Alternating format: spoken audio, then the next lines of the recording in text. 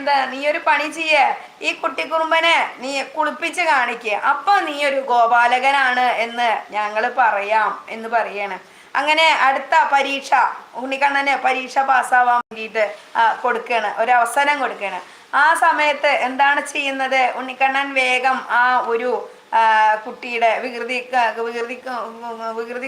രാമനായിട്ടുള്ള ആ മുരിക്കുട്ടൻ്റെ ചെവിയിൽ പോയിട്ട് എന്തോ സ്വകാര്യം പറയാണ്. എന്നിട്ടോ സ്വകാര്യം പറയുന്ന സമയത്ത് ആളേത് രൂപത്തിലാണ്, സാക്ഷാൽ മഹാവിഷ്ണു രൂപത്തിലാണ്. അത് നന്ദഗോപർക്ക് മാത്രമേ കാണാൻ കഴിയുന്നുള്ളൂ, വേറെ എല്ലാവർക്കും ഉണ്ണിക്കണ്ണനായിട്ട് കാണുന്നത്. എന്നിട്ട് ഈ മുരിക്കുട്ടൻ്റെ ചെവിയുടെ ഉള്ളില് എന്തോ പറയുന്നുണ്ട്. അത് കഴിഞ്ഞിട്ട് നല്ലോണം അതിൻ്റെ തലോടിയിട്ട് വേഗം ഒരു ചെമ്പില് കുറേ വെള്ളം കൊടുത്തുകൊണ്ടിട്ട് അതിൻ്റെ മേത്ത് എണ്ണയൊക്കെ തേച്ച് അത് കഴിഞ്ഞിട്ട് ഇതായിട്ട് കുളിപ്പിച്ച് വൃത്തിയാക്കുകയാണ്. അപ്പൊ ആ കണ്ണൻ കുളിപ്പിച്ച് കഴിയുന്ന വരെ